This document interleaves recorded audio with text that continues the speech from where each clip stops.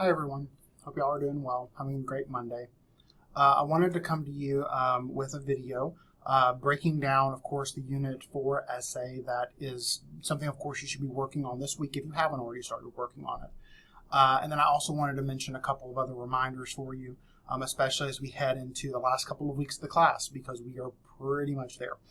You have two assignments left, the Unit 4 essay, which I'll talk about here in a second, and then, of course, the end-of-course reflection, which is pretty self-explanatory. But I want to spend the bulk of my time with you today walking you through the Unit 4 essay. So let me switch views here. Okay, so for your Unit 4 essay, of course, it's going to be under Content, and it's going to be in the Unit 4 folder. So for this essay, a couple of things. This is going to be, of course, kind of the culminating assignment for the class. Yes, you do have an end-of-course reflection. That, of course, is something you want to do, you want to take seriously. But when it comes to the content for our class and kind of where all of this content has kind of led us to, both content and, of course, your writing skills, this assignment is where you can really kind of show off what you've learned and how you feel with what you've learned. And again, of course, like with any assignment, I'm not expecting things to be perfect or anything like that because there is no perfect paper. But I do really want you to take this assignment as seriously as possible and really consider what you're executing and how you're executing it. So for this assignment, you're going to have to do a couple different things. So, of course, your task here, you're going to write an essay that explores how and why key elements such as character or symbols from the drama. So again, you can choose Simply Maria, Poof, or the Master of None episode, Thanksgiving. So how key elements like characters or symbols relate to one or two of the themes from Unit 1. And again, those themes are Quest for Identity, Conformity, Rebellion, the American Dream or Nightmare. Again, those same themes we've been working with since Unit 1. So again, how and why those elements that you've chosen relate to one or more of the themes from Unit 1. And you're also going to want to use a scholarly source. So this is the piece that I really want to hone in on for a second. So you'll notice here there is a link to scholarly source, and it's going to pull up a separate page. Okay, so these are some of the sources you've been using all semester. These are things that deal with the different schools of literary theory or criticism, looking at culture and gender. You need to use one of these. You want to use one of these critical sources within your essay. Now, what this means, what this means is that you're not going to sit there and simply insert it for the sake of inserting it. Okay, you're going to want to, and you were doing some of this work within your last discussion board. It's one of the reasons why everything in this class builds on itself. The last discussion board for 4.2 builds onto what you do here. You're going to want to choose whatever source that you would like to, again, from the different ones here. You can choose another one outside of this list, but for time's sake and for good connection with your topic, I would recommend one of these. You're going to choose that source and really make it work and fully integrate it into your paper. Meaning, don't just find a source, don't just use one of those sources and just plop it into your paper. Make sure that it fits contextually. Make sure that it fits within the paragraph or paragraphs if you use it more than once. Make sure that it fits really well within your essay, okay? Just like you've been working on integrating and making the quotes from the primary text, so the short stories, the poems, the plays, making sure those quotes from the text fluidly go into your essay. You want to do the same kind of work with this secondary, the scholarly source as well, okay? And of course, review all the things that you've learned within and that you've utilized within the first Unit 4.1 discussion, and of course within the 4.2 as well. Do note that there are, of course, different examples here that you can use to help you with this essay.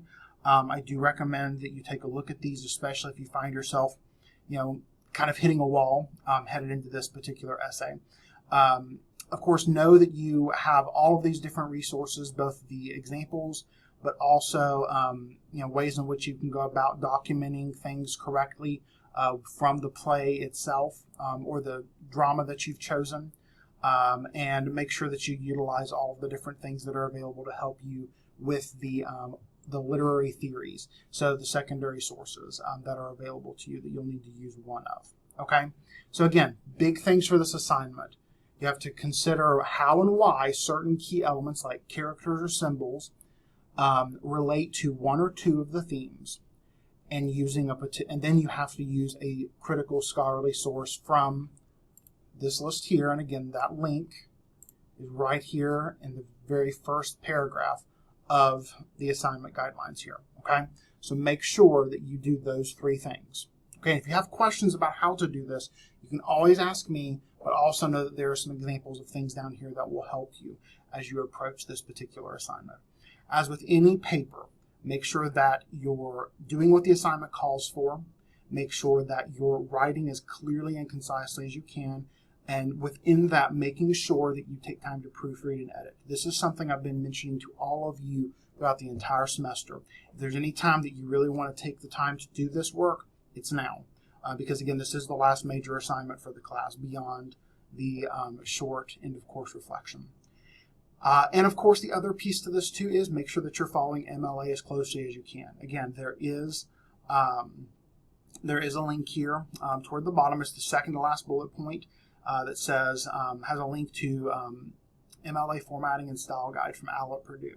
Okay, that's a resource I've mentioned to you all semester as well. Make sure that you're utilizing that. Okay, if there's one paper or there's one assignment I'm going to be looking very closely at, it's going to be this one, because this is going to serve as the kind of last large assignment for our class and our time together this semester. And of course, you'll make sure to submit it to the appropriate Dropbox.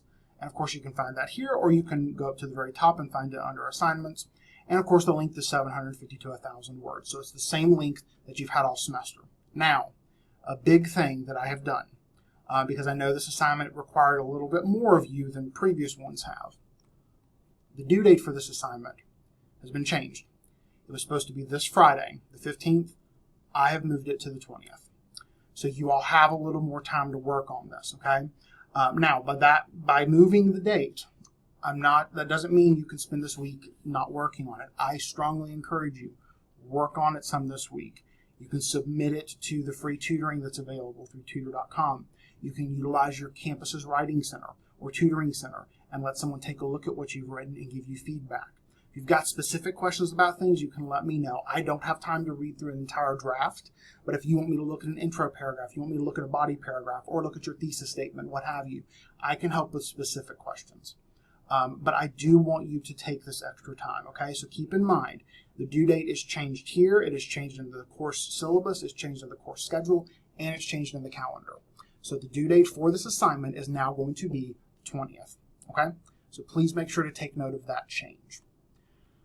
All right, so let's go look at the calendar real quick. So again, Unit 4 essay is due on the 20th. That is a Wednesday, so next Wednesday is when this is due by 11:59.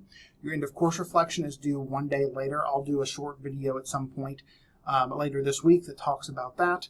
And of course, the last thing that you'll want to keep in mind is that the last day of class and the last day to submit any late work to me is going to be on Friday, April 22nd. Okay, so you have some time for these different pieces and parts. All right.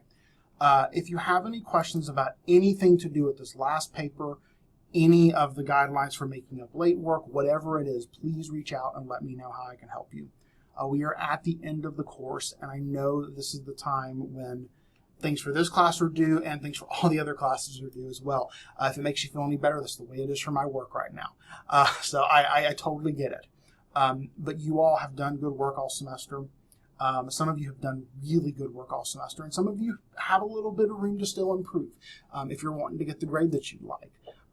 Just please know that I'm here to help you in any way that I can.